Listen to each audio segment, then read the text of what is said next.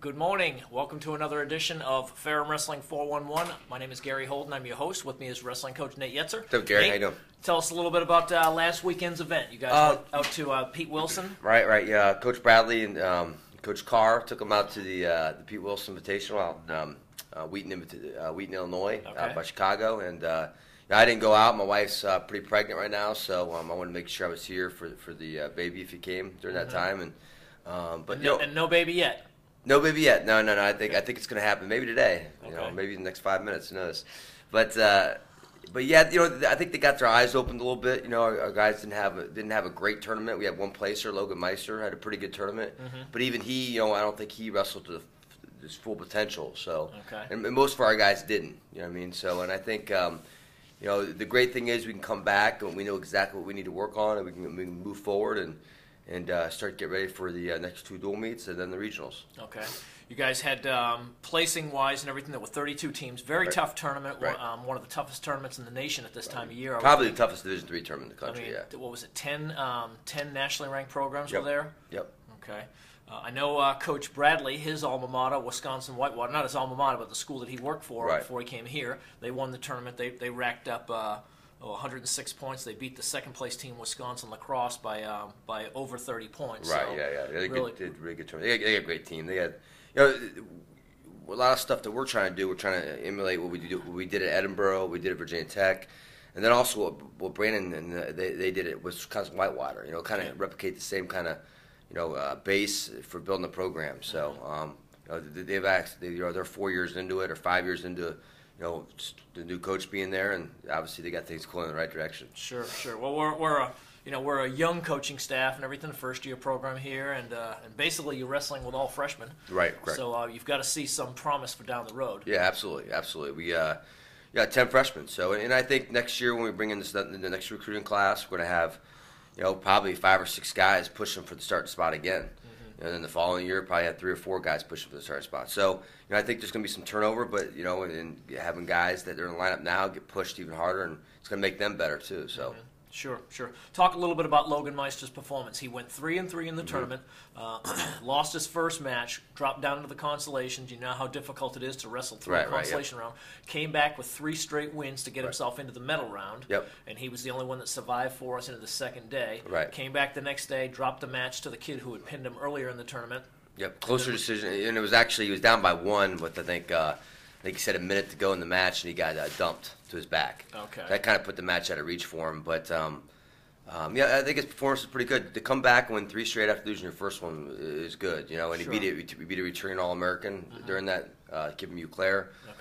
So, Logan, wrestling-wise, is right there with everybody. The key now is just make sure he stays healthy and, get him through the rest of the year and get him the regionals feeling good. And because he can wrestle, he's got the skill to be top 3 guy and make the nationals for us. So right now he's probably our best guy right now, wrestling the best for us. So you're heading up to the regionals. So we're going to talk about that in a few minutes, but that's up in Pennsylvania. But that is a top 3. You get into the top 3 at the regional, then you qualify automatically for the NCAA. Right. There's 20 teams in the regional, I believe, maybe 19, but top 3. It's one-day tournaments on Sunday. It's top 3 make the nationals. So it's a tough tournament. You know what I mean? You got to be ready on top of your game. And I think our guys, we're going to be ready by then. So you think you'll have a few guys that might have good chances to get in?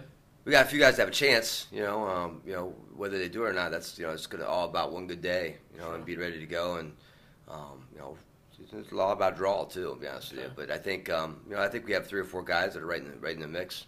So your 125-pounder, Robert Cunningham's got an outstanding record. I know he's had some forfeits this year, but overall 19-3 or 19-5, I think his record is. 5, something like that. And a really good record. Is that something that will draw him a decent seed at the regionals? Probably not. In fact, he may not even get a seed. To be honest with you, obviously he didn't wrestle very well at the Pete Wilson. And that was against all Division III and Division II teams. And so, they're only going to take into account Division II, Division III, Division I teams that we wrestled, not club, not NAIA. And we've wrestled a wide mix of teams this year. So his record is 19-5, but in reality, they're going to look at it and it's probably going to be like 7-6 or something, 7-5. Something like that. And he's a guy that I wouldn't want to wrestle first round. So he's probably a dangerous kid to wrestle first round, but. Seed wise, he may get like a low seed. I don't know. I may try to push for him to get a low seed. So good. Well, okay. So coming up next, you've got a match this coming Friday. Yep. Saturday, excuse me. You're wrestling Saturday, against St. Andrews. St. Andrews University, a Division II program. They're NAIA. NAIA. Yep.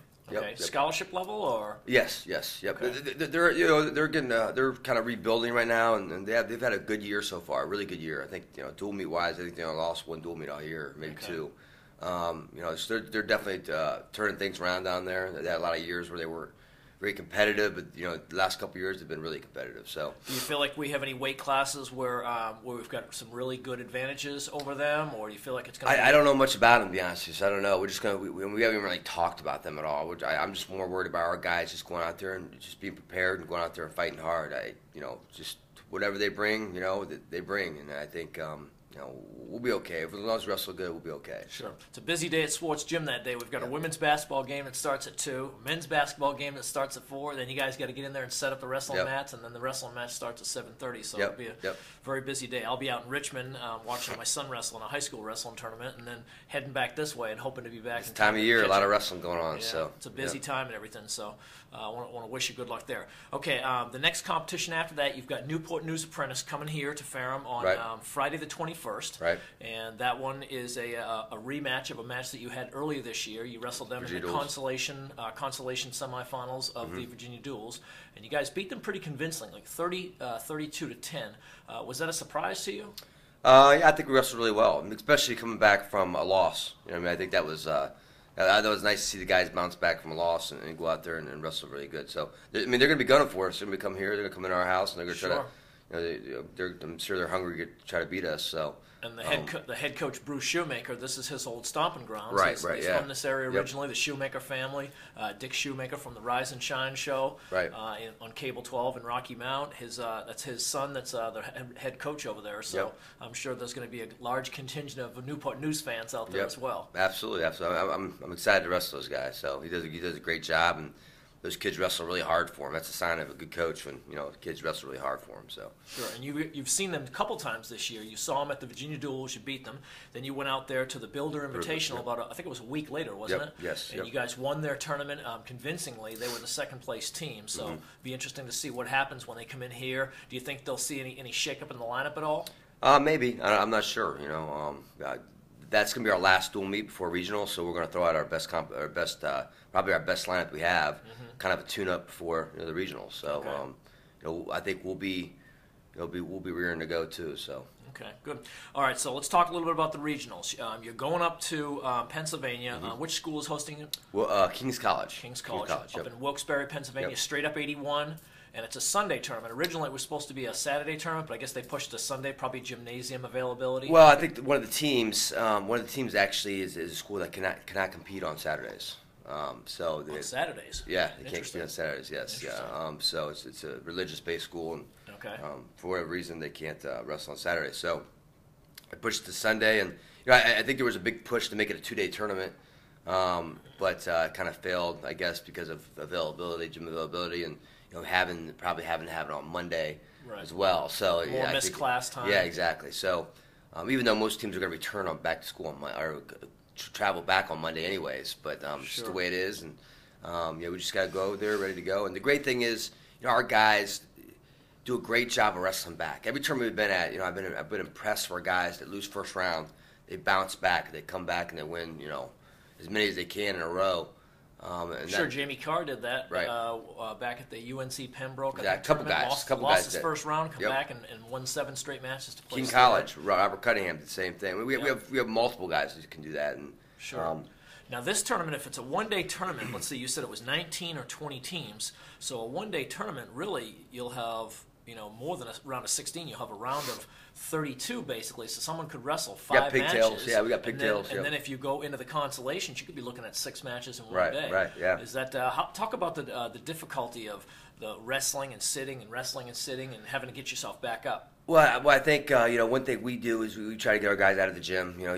Just to get away from the. If you're constantly around the wrestling part, in between your matches, you're watching your guys compete. Emotionally, you're all over the place, and I think it wears you down throughout the day. So, we make our guys take their shoes off, relax, and And that's how you got to approach it. You got to be, in a sense, you got to be selfish. You got to worry about yourself. Sure. The team part will take care of itself. Everybody does their job. So. Right. Yeah. You got to get yourself prepared for the individual portion, and then the individual points add up for the team title and everything. So I know that whenever we go to wrestling tournaments, we're constantly telling the kids before you get out there on the mat, step outside, open that door, get a breath of fresh, cool February air, and clear your lungs and everything, clear your head, because I know what it's like to sit in that gym all day and you get that gym head. Yep, exactly.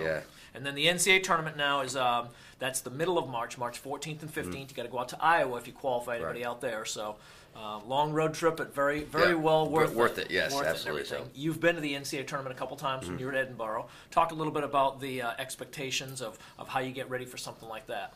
You got to treat it, well, the biggest thing is you got to treat it like everything else, and that's one of the reasons why I think we struggled with Pete Wilson a little bit, is because their eyes were a little wide open. They were like, they didn't treat it like any other tournament. You can't.